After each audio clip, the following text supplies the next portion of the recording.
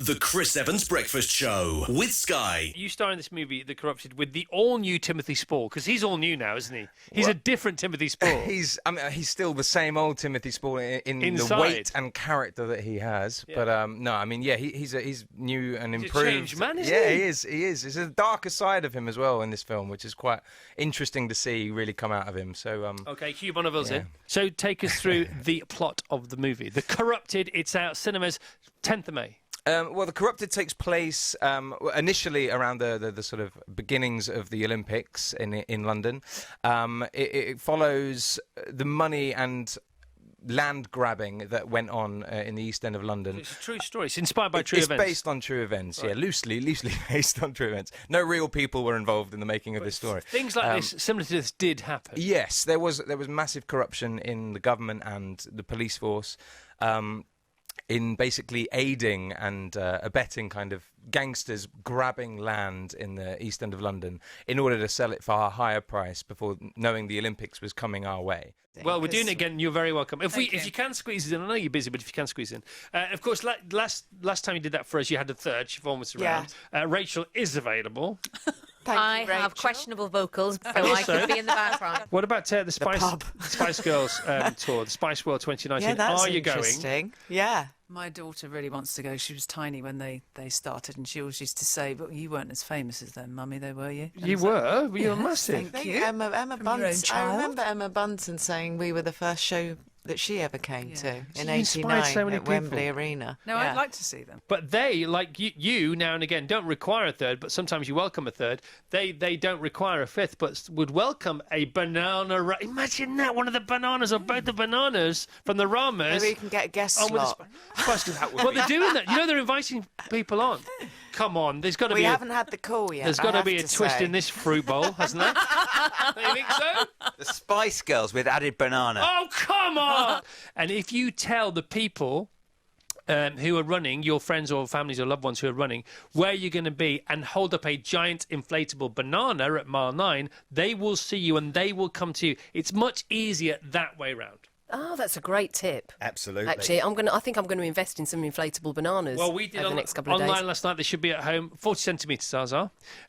We bought some spare ones. We buy them every year. I don't know where they go, by the way. This is the 5th year we've done this on the Thursday before. We've ordered them online and they'll be at ours by lunchtime. So if you see 7 giant bananas going towards Great Windsor Park this morning, they're going to our house. If you want to know where we live, follow those. Well, if you've got all the bananas, I think we're going to have to choose a different fruit, aren't we? Yeah, well- I'm going to have to find a melon or something. Or or I'll tell you what's very or popular. a pineapple. Massive dolphins, inflatable dolphins.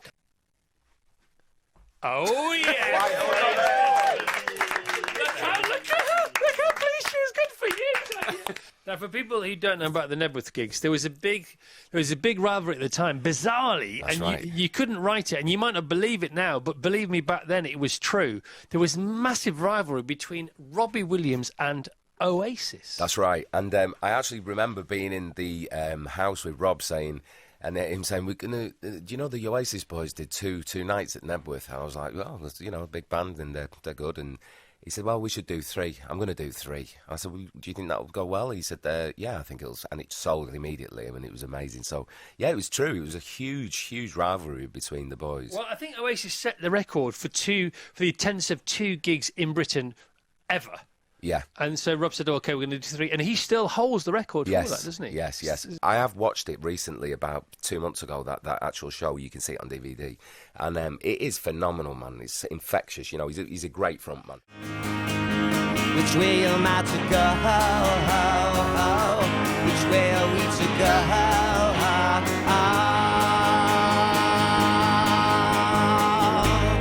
Guess I'm alright. Guess I'm alright. I guess I'm doing fine. Guess I'm doing fine. Can't see no reasons for not pushing through. So make like the wind that's blowing you.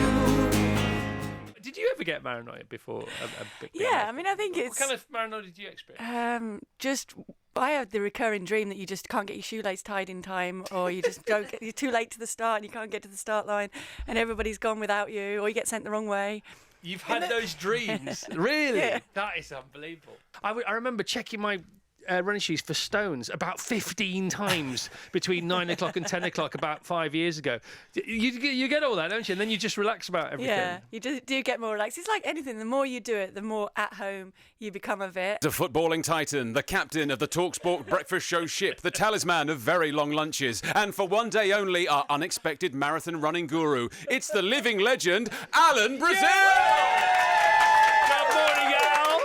This is buzzing in here. This is fabulous. Live band behind you, I know. there. By the way, these guys have been in early. I was in at 6 and they were here already. You were in at 6 today? Oh, yes. Well, 5:30, actually. 5:30. Well done. Right, now, Alan has got the best half-marathon story I've ever heard. Okay. Are you ready for this? Paula Radcliffe, you ready for this? I'm ready. I'm okay, ready. Steve Cram, you ready for this? Ready. Team, you ready for this? Yeah. Okay, tell us your half-marathon story, but just let me start Chariots of Fire first. Oh. Well, first of all, it's been very unprofessional, unlike the greats I'm sitting next to. Yes. I think we're up at West Brom somewhere and we got a win and a good game scored. So, as you do on the bus coming back, a few drinks, celebrating. I was living in Hertfordshire at the time, hit the local pub, great. About 10:15, so I've had a few, right? Saturday night, lovely. 10:15, door knocks, in comes a mate, says, brilliant, I have a quick pint, don't forget tomorrow, pick you up 6:15. I said, no, I'm not golfing tomorrow, not a chance. He says, no, you idiot, it's the Wellingham City half marathon. I went, yeah. He said, you pledged you'd run in that. I went, no chance, I can't do that. So I get back home, get the usual, where have you been? Look at the time, da-da-da-da. I said, never mind that, have I got any running shoes here? He says, no. But there was a pair of blue Adidas Gazelles, the leisure wear? Well, they'll have to do. Oh, no. So anyway, I get picked up at 6:15, unbelievable. I can't believe it. There I am at the start, bang, the gun goes off. And halfway around, I was so bored, I thought, I better put a spurt on here. I didn't enjoy it. It was murder. But I actually finished quite strong, 13.1 mile, and I'd done a 1:32. 1:32! Good morning, Chris. Can you say hello to my little family, Miles, Madison and Lacey? We're all sat in the car on the way to court in Cardiff for an adoption celebration. Today is the day our youngest daughter gets our surname. Very, very excited. Probably going to do an ugly cry. Good luck with the marathon. Isn't that great? That's lovely. About to embark on a UK-wide solo tour, please welcome the velvety tones of the one and only Mr. Kelly Jones. Good morning, Kelly. You stretch your musical muscles by going on solo tours as well, don't you? So tell us what's going on with those.